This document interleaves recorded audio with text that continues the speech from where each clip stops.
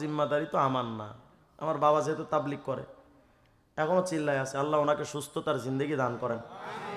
তো কয় খাওয়ানো জিম্মাদারি তো আল্লাহ, আল্লাহ খাওয়াইব না। সুবহানাল্লাহ গায় না? হ্যাঁ, ফলাফল আমার বাপের মতো সুখী এখন আমাদের গ্রামে কেউ নাই। আমি কোনো টাকার মালিকই হই না, সব বাবারে দিয়ে দিই। বাবার কাছ থেকে মাঝে মধ্যে নিয়ে আমি গাড়ির তেল কিনি। আচ্ছা বলেন, আমি এত টাকা কামানোর পর বাবার কাছ থেকে যখন তেল কেনার টাকা চাই, তখন বাবার মনটা কেমন লাগে? কেন এটা করি? কারণ আমার বাবা আমারে পাঠাইছে, রে সন্তান মাদ্রাসায় যাও, আল্লাহরে চিনো, নবীরে চিনো। আমার বাপ মা যখন আমার আল্লাহ রসুলকে চিনতে পাঠিয়েছেন, আল্লাহ এবং রসুলের কাছে, কোরআন হাদিসের কাছে প্রশ্ন করলাম, আমার বাপ মা যে তোমাদের কাছে পাঠাইলো, তোমরা আমারে কি শিখাইবা কও? আল্লাহ পাক বলেন, শোনো, ওয়ালা তাকুল্লাহুমা উফফি ওয়ালা তানহারহুমা ওয়াকুল্লাহুমা কওলান কারীমা। আমার কোরআন আমারে বুঝায় দেয়, রে রিজওয়ান, তোর বাপ পাঠাইছে আমার কাছে, আর আমি কোরআন তোরে জানায় দেই, খবরদার বাপ মার সাথে এমন আচরণ করবি না যে আচরণ দিয়া তোমার বাপ কয়, এমন কথা বলা যাবে না। সুবহানাল্লাহ গায় না? আমি এবার হাদিসের কাছে গিয়া প্রশ্ন করলাম, ওগো পয়গম্বর, আমার আল্লাহ তো আপনার কাছে পাঠাইলেন আপনারে চেনার জন্য, তো আপনাকে চিনতে চাই, আপনি কেমন একটু বলেন না? নবী আমার বলেন, রিজওয়ান শোনো, রেজার রব ফি রেজাল ওয়ালিদ, যদি আল্লাহরে পাইতে চাও বাপ মারে খুশি করো। সুবহানাল্লাহ হয় না? আর তুমি পাঠাইছো স্কুলে, কলেজে, ভার্সিটিতে, বিদেশে পড়াইছো, তোমার শিক্ষা ব্যবস্থা বলে নিজের ফিউচার গড়ো। তোমার শিক্ষা কি দেয়? নিজের ফিউচার গড়ো। এখন সন্তান শুধু ভবিষ্যৎ নিয়ে ভাবতে থাকে, বাপ মারে নিয়ে ভাবার টাইম হয় না। এজন্যই বৃদ্ধাশ্রম গুলো গিয়া দেখেন, সবগুলো বড় বড় শিক্ষিতদের বাপ মা। আলহামদুলিল্লাহ, আমি নিজে না, এখনো মাঝে মধ্যে আমি আড়তে যাই, ফলের আড়তে গিয়া একসাথে 5,000 10,000 টাকার ফল কিনি একসাথে। এক কার্টুন কমলা, এক খাঁচা আঙুর, এক খাঁচা খেজুর, ব্যাস এগুলো নিয়ে বাপের সামনে মায়ের সামনে পেশ করি। বলেন তোমার বাপ মার মনটা কেমন হয়? আপনি কিচ্ছু না পারেন, আপনার বাবার জন্য ওই দোকান থেকে একটু সন্দেশ কিনে নিয়ে যান না, একটা মিষ্টি রসগোল্লা কিনে নিয়ে যান, নিয়ে বাবারে কোন, আব্বা আমি তো গরিব, বেশি কিছু দিতে পারবো না, তবে এই একটা রসগোল্লা দিলাম, এটা একটু খান। আল্লাহর কসম, ওই রসগোল্লা মুখে দেওয়ার আগে আল্লাহর আরশে আজিম খুশি হয়ে যাবে। কিন্তু তুমি প্রেমিকার পেছনে খরচ করো হাজার হাজার টাকা, বাপ যে অসুস্থ বিছনায় পড়ে আছে, মা যে অসুস্থ, 50 টাকার ঔষধ কিনে দাও না। সন্তান নামের কুলাঙ্গার তুই, কিসের সন্তান তুমি? তবে এটা শুধু সন্তানের দোষ না, বাবা মারের দোষ, শিখাই নাই তো। যদি বলেন হুজুর ভুল তো করে ফেলছি, এখন কি করবো? তো সন্তানটারে ধইরা একটু তাবলিগে পাঠান না, তাবলিগে পাঠান, চরমোনাই, উজানি, নানুপুর, ঢালকানগর, দেওনা হুজুরদের কাছে পাঠান, হুজুরদের সৌবত দিক, ইনশাআল্লাহ আপনার সন্তান পরিবর্তন হয়ে যাবে।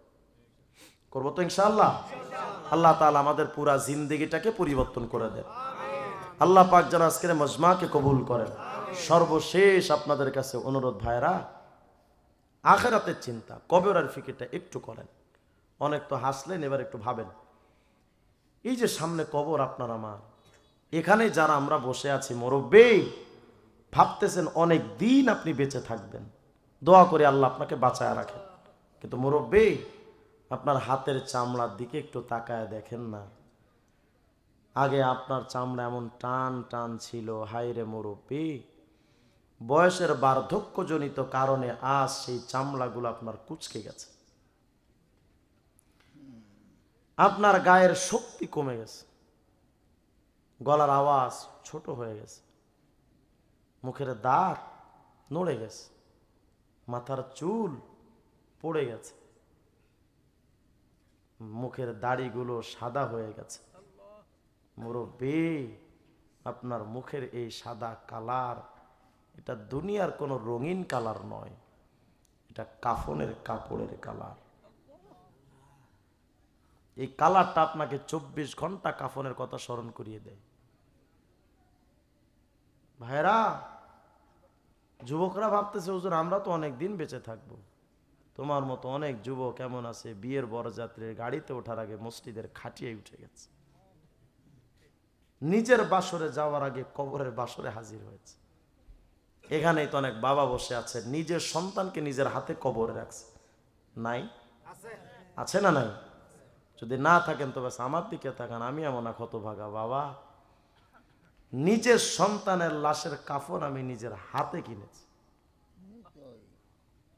আমার বাচ্চার জানাজার ইমামতি আমি করেছি, আমার বাচ্চার লাশ সামনে আর আমি বাবা ইমাম। মাঝে মধ্যে মনে হয় আল্লাহ বাচ্চারে তো নিয়ে গেছেন, এবার তো আমি বাবার পালা। তবে একটু ভাবেন না, এখন যে বাড়ির দিকে যাবেন রাস্তার দুটো পাশে একটু তাকায় দেখেন, নিঝুম অন্ধকার বাঁশবাগানে একা একা কত কাল ধরে কত রাত এখানে পড়ে আছে, এই লাশগুলো দেখার মতো কেউ নাই। এই মুরব্বী, আপনি আর কয় বছর বাঁচবেন বাজান? হয়তো 5-10 বছর, এরপরেই তো ঠিক ওই কবরে এমন অসহায় হালতে আপনিও পড়ে থাকবেন। আপনি আমাকে বলেন এই অন্ধকার কবরে আপনি একা একা কেমনে রাখবেন? মাঝে মধ্যে যখন ভাবি নিঝুম অন্ধকারের মধ্যে আমি একা, জেলখানায় যখন আমরা ছিলাম 2.5 মাসেই বোরিং লাগতো ভেতরে, কখন বের হব কখন বের হব কখন বের হব। কবরের জেলখানা থেকে তো বের হওয়ার ব্যবস্থা নেই। কারাগারে তো বাতি আছে, খাবার আছে, বাতাস আছে, ফ্যান আছে, লাইট আছে, কবরে তো কিচ্ছু না।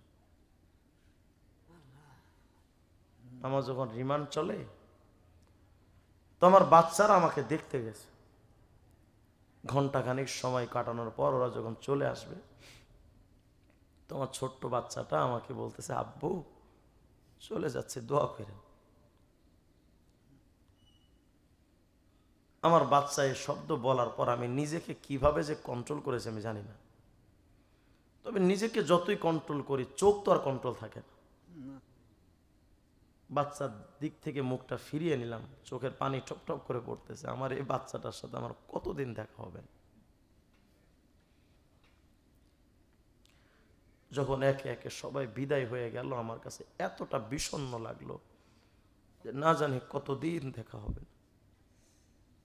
তো ভাইরা, আপনি যদি আগামীকাল দুপুরে মারা যান, সন্ধ্যার আগে জানাজাটা হয়ে যাবে আপনার।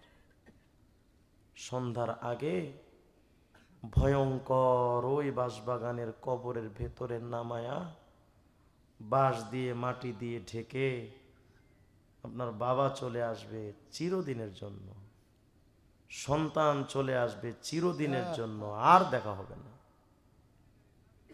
এখন আপনি কবরে কেমনে থাকবেন? নিজের ঘর বাড়ি তো কত সুন্দর করে সাজালেন বাজান, কবরটা তো সাজানো হলো। দাড়ি কাইটা যে রাখছেন, এই অবস্থা যদি মালাকুল মউত আইসা যায় আপনি দাড়ি কাটা অবস্থায় কবরে হাজির হবেন। সুদের টাকা যে লাগায় রাখছেন, এই অবস্থায় যদি মালাকুল মউত এসে যায় তো এই অবস্থায় আপনি কবরে যাবেন। রাত্রবেলা যুবক কানে হেডফোন লাগায় যে ঘুমাও, এমন তো হতে পারে রাতে মালাকুল মউত এসে যাবে, তোমার লাশের কানে তখনও গান বাজতে থাকবে। ভাইরা, একটু পরিবর্তন হওয়া যায় না? 5 ওয়াক্ত নামাজ পড়তে এত কি কষ্টটা হয় বলেন না? হারাম ছেড়ে তো অনেক মানুষ বেঁচে আছে। এই যে দাড়িটা কাটেন, যতদিন এক মুষ্টি না হবে 24 ঘন্টা জিনা করলে যে গুনাহ হয় সেই গুনাহ হতে থাকে 24 ঘন্টা। ভাবতেছেন দাড়ি রাখা সুন্নাত, ডাহা মিথ্যা কথা। পৃথিবীর সব কিতাবে লেখা দাড়ি রাখা ওয়াজিব, সুন্নাত তরিকায় দাড়ি রাখা ওয়াজিব। হেলায় খেলায় আমরা টাকনোর নিচে কাপড় পরি, টাকনোর নিচে কাপড়। বিষয়টা খুব সিম্পল, স্বাভাবিক একটা ব্যাপার। অথচ পায়ের টাকনোর নিচে পুরুষের যতক্ষণ কাপড় থাকে ততক্ষণ পর্যন্ত জেনা করলে যে গুনাহ হয় সে গুনাহ হতে থাকে। এতটা সহজ মনে করেন ইসলাম। এই জন্য ভাইরা একটু পরিবর্তন হন, একটু দাড়িটা রাখেন, একটু নামাজটা পড়েন, একটু আল্লাহর দিকে ছোটেন, তাবলিগ জামাতে একটু সময় দেন। তবে আলেমদের সাথে যান, ভিন্ন দিকে দৌড়ায় না, আলেমদের সাথে যাবো তো ইনশাআল্লাহ। আর এই মাদ্রাসার একটু খেয়াল রেখেন। আপনি হয়তো রাত্রবেলা ঘুমান, হয়তো ফজরও পড়েন না, 3:30 4টার সময় ছোট ছোট বাচ্চারা উঠে তাহাজ্জুদ পড়া পবিত্র কোরআনে কারীম পড়ে। এদের জন্য কিছু টাকা পয়সা এই মাদ্রাসা একটু দিয়েন, পারবেন না ইনশাআল্লাহ? আল্লাহ তাআলা আমাদের সকলকে কথাগুলোর প্রতি আমল করা